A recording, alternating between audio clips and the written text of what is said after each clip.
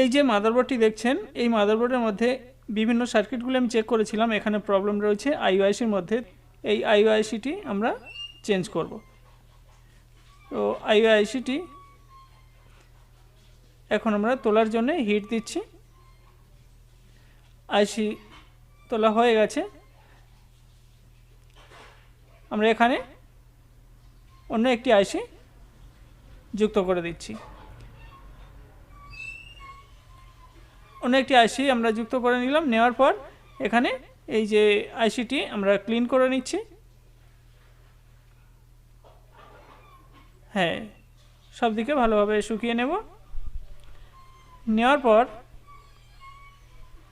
বাস battery বসিয়ে দিলাম, processor বসিয়ে দিচ্ছি, লক আটকে দেব। হয়ে গেছে। র্যাম বসিয়ে দেব, র্যাম যুক্ত করছি মাদারবোর্ডের সঙ্গে। 24 পিন পাওয়ার কেবল কানেক্ট করছি। এরপর 4 পিন কানেক্টরটি যুক্ত করছি। এখন আমরা পাওয়ার অন করে দিলাম, শর্ট করছি। দেখুন ডিসপ্লের দিকে, হ্যাঁ ডিসপ্লে চলে এসছে, দেখতে পাচ্ছেন মাদারবোর্ডের জিগাবাইট লোগো চলে এসছে।